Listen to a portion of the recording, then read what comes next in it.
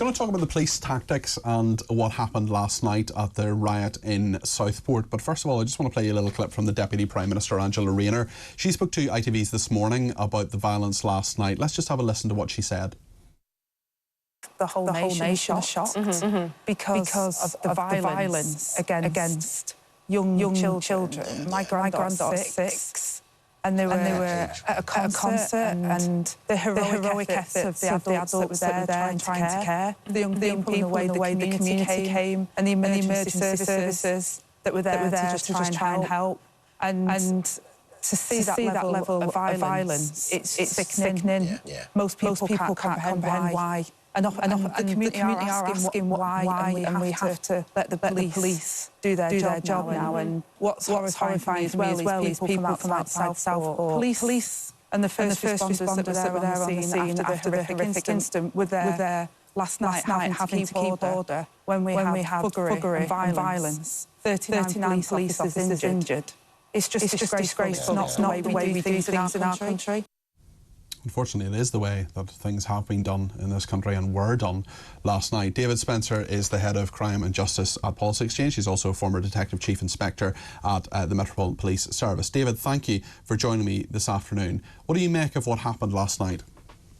Well, I think that the Deputy Prime Minister summed it up pretty well, actually. It was rampant thuggery, and it is something else incredibly disappointing to see 39 of my former colleagues hurt last night. I think what really strikes me as well is that, these will have been the same officers and their colleagues who only days before will have been responding to what must have been the most horrific scene, along with colleagues from the ambulance and the fire service just a couple of days before, in responding to this awful incident that happened a couple of days ago.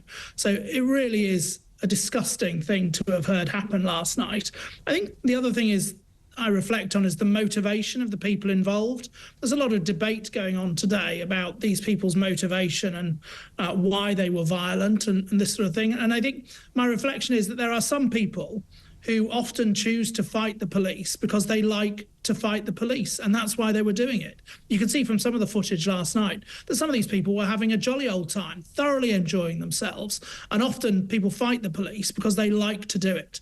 And what I'm really pleased to hear is both ministers and the Chief Constable saying that these people will face the full force of the law, they will be arrested, prosecuted, and hopefully the criminal justice system will do its job and send these people to prison.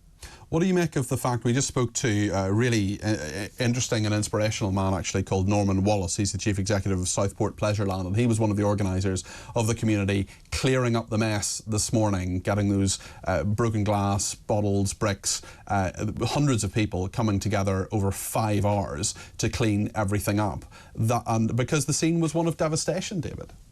Yeah, and it is often the case, isn't it, that after tragic circumstances, be it the attack earlier in the week or these awful scenes last night, it's in the aftermath that we see things that are really inspiring. And whether it's Norman or others that were involved in the clear up this morning, it is really something to hope, to maintain a degree of hope about where we're going as a society. I think also, and you've said it as well, the woman that was involved in running the class as well, Leanne Lucas, just the most remarkable heroism. And it reminds me of, and you might remember the not dissimilar attack back in sort of 1996 in Wolverhampton, a woman called Lisa Potts, who very, very similarly, huge heroism in protecting her nursery children who were being attacked in similar circumstances, and she was given the George Medal as a result. And I'm sure that there will be similar calls when all the facts are known, because it was just the most remarkable heroism. And of course,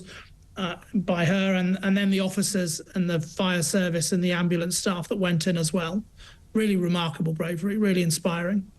I wonder what the situation is now with the police in Southport, certainly Merseyside Police. Can you just talk us through, there is a suspect that they are interviewing at the moment. How long will they be able to hold that suspect and keep talking to him before they have to make a decision about whether he is charged or not?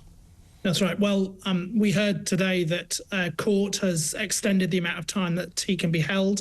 So the usual amount of time in normal cases is no more than 24 hours. A senior police officer can extend that to 36 hours. And then if police officers in very serious cases, such as this one, want to take more time to do investigations and interview a suspect, then that can be extended. And in total, that can be up to 96 hours with a magistrate's approval. So that, if you calculate it all up, we would expect to hear something more substantive by the end of the week, by Friday. In terms of the case, the investigation that'll be going on, as you've indicated, as you just said, they'll be interviewing the suspect, and that may happen a couple of times. There'll be extensive, huge forensic investigations going on, both at the scene and also at the suspect's home and other addresses that may be linked. Is that why it takes so long, David? Because people are sort of saying, you know, why is this taking so long? Well, the reality is that, unfortunately, real life is not like CSI Miami, that it is necessary to gather the evidence, and that means forensic examinations, both sort of physical evidence, it means electronic evidence, it may be looking at online material, it will mean taking witness statements, gathering CCTV. There is a huge investigation going on, and British policing gets criticised quite often. But one of the things that British policing is excellent at is these sorts of large-scale, very, very tragic incidents. This will be a meticulous investigation that is going on at the moment. And unfortunately, these things do take time. And you've got to get everything absolutely right, don't you? Speaking of British policing being criticised, Mick has texted me at 72222. I just want to put this thought to you from Mick. He says, two-tier policing, repeated BBC sex scandals, duplicitous politicians, post office scandals, COVID scandals, mass immigration, but nobody at the top is ever held to account. It's no surprise people riot. Well, the people who are responsible for rioting and need to be held account for it are those that choose to do so. Whatever the circumstances, there is no excuse whatsoever for throwing bricks and other things and burning wheelie bins or whatever else at police vans, and injuring 39 police officers, and police dogs as well were injured as well. There is simply no excuse for that. In terms of people being held to account, well, I personally think that there needs to be a lot more done to hold people in power to account, and that can be done through primarily the ballot box. We've just had a change of government.